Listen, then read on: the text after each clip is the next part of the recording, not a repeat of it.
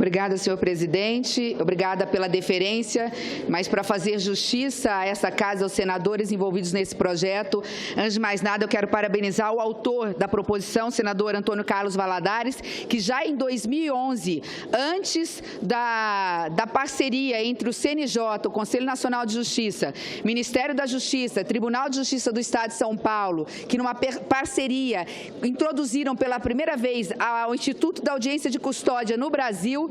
Isso há 1 ano e meio, 2 anos atrás, já apresentou há 5 anos atrás, numa proposição pioneira, este projeto. Da mesma forma, parabenizar a participação brilhante do senador Humberto Costa, relator deste parecer e deste projeto na Comissão de Constituição e Justiça. Teve também um aprimoramento decisivo do senador Randolph Rodrigues e a contribuição dos senhores e senhoras senadoras em relação às emendas.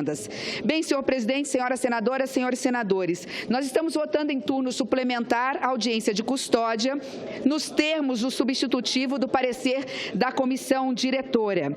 Basicamente, este projeto trata da audiência de custódia, que nada mais, nada menos significa que a obrigatoriedade, a partir da aprovação desta lei, de encaminhar o preso em flagrante em 24 horas à presença do juiz. Este projeto foi aprovado já em primeiro turno, indo direto na votação em turno suplementar. Quero dizer que foram apresentadas 10 emendas. A primeira emenda, de número 16, é no sentido de substituir a expressão autoridade policial por delegado de polícia, de autoria do senador Roberto Rocha. Na justificativa é que poderia dar questionamentos de constitucionalidade. A emenda número 17 amplia de 24 para 72 horas o prazo da apresentação do preso em flagrante ao juiz, de autoria do senador Ataídes, que já digo está prejudicada porque o próprio senador Ataídes, juntamente com o senador Aloysio Nunes, apresentam uma emenda mais ampla que estamos acolhendo, que é a emenda de número 18, que acrescenta ao CPP os artigos 106A e 106B.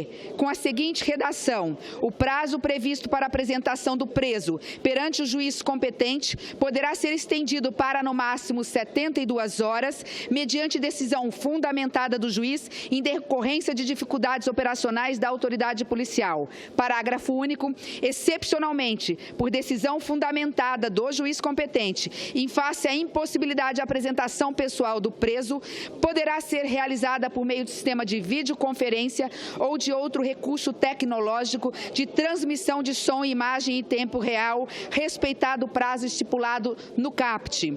Ainda, quando se tratar de organização criminosa, o prazo poderá ser estendido para, no máximo, 5 dias. A justificativa é mais do que plausível. Estamos acatando esta emenda do senador Aloysio por uma razão. Primeiro, trata-se de uma exceção. A regra é o prazo de 24 horas. Segundo, e se estender o prazo de 72 horas, tem que ter decisão devidamente fundamentada do juiz e comprovar a impossibilidade de apresentação do réu, do preso, à autoridade competente. Da mesma forma, a videoconferência passa a ser a exceção devidamente justificada, tendo que ter 3 requisitos: excepcionalidade, decisão fundamentada do juiz competente e impossibilidade temporária de apresentar o preso, a apresentação pessoal do réu, do preso. Já aconteceram alguns casos de presos de organizações criminosas como o PCC, cujo deslocamento teria uma série de dificuldades, e isso já está acontecendo no sistema, no direito penal, o Instituto da Videoconferência.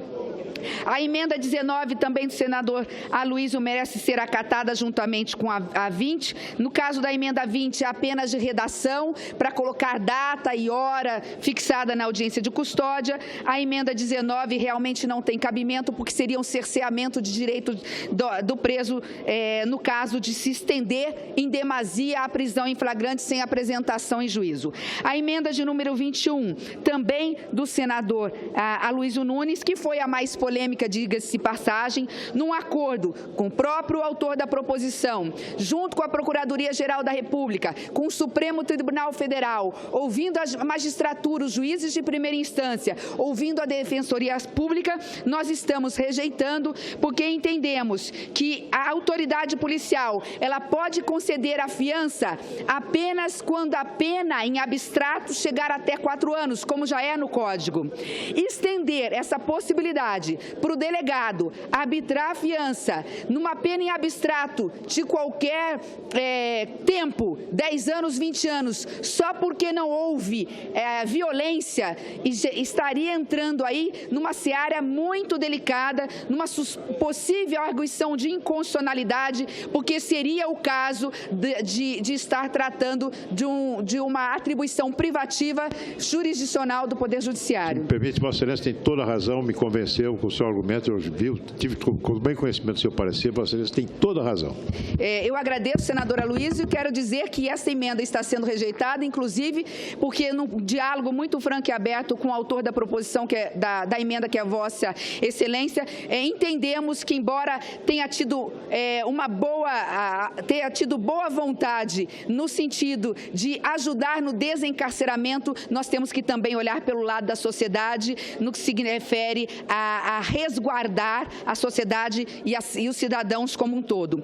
Da mesma forma, na mesma emenda, a pedido do Supremo Tribunal Federal, da Magistratura, da Procuradoria-Geral da República, nós estamos também rejeitando a possibilidade da autoridade policial, no caso do hipossuficiente, daquele que não pode pagar a fiança, ter a fiança liberada e sair em liberdade por conta de decisão da autoridade policial. Fomos convencidos na reunião que tivemos de que isso prejudica esse cidadão hipossuficiente, que precisa ter um primeiro contato com o juiz, até para ver se não houve tortura, se não houve maus tratos, além do que, porque apenas o juiz pode aplicar as medidas cautelares, como tornozeleira, impossibilidade de se ausentar da residência ou da cidade. Da mesma forma, houve apresentação de 4 emendas do senador Lindbergh Faria. As emendas 22 e 24 inserem o dispositivo para assegurar o direito do preso reunir-se com seu advogado ou defensor em local reservado, visando a garantia da confidencialidade. Estamos acatando as 2 emendas do senador Lindbergh. Da mesma forma, apresentou o senador emendas 23 e 25, inserindo o dispositivo para vetar a presença de agentes policiais responsáveis pela prisão ou pela investigação durante a audiência de custódia, para, segundo a justificação, evitar a intimidação e o constrangimento do preso. Também estamos acatando essas emendas do senador Lindbergh Faria. Diante do exposto, senhoras e senhores, estamos em turno suplementar, analisando apenas as emendas. Depois de muito diálogo, depois de muito debate, foram horas na CCJ, no plenário, nós entendemos que chegamos num parecer, num projeto de consenso nesta casa. Das 10 medidas, estamos rejeitando a emenda do senador Paulo Rocha, que tenta colocar a expressão delegado de polícia no Código de Processo Penal, e aí desvirtua a própria sistemática do Código, que não utiliza esse termo. Não existe, senador Pimentel, esse termo no Código de Processo Penal. Então, leia-se, quando se fala em autoridade policial, é óbvio que é o delegado de polícia que pode arbitrar a fiança. Então, por isso, estamos rejeitando a emenda 16, está prejudicada a emenda 18 do senador Ataídes, estamos acolhendo as emendas do senador Luísio Nunes, à exceção da emenda 21, da mesma forma acolhendo as emendas do senador Lindbergh Faria. Eu quero encerrar aqui o meu parecer, mas não sem antes trazer um dado fundamental, senhor presidente. Parece-me, num primeiro momento, que nós estamos aprovando um projeto que tem apenas a ver com o direito penal e com o direito do preso. É óbvio que nós estamos preocupados com aquele que é encarcerado, que hoje se encontra numa cela onde cabem 4, 30, às vezes 40 pessoas. Mas, na realidade, a nossa preocupação, acima de tudo, é com a justiça e com a sociedade. Já dizia nosso patrono dos juristas e da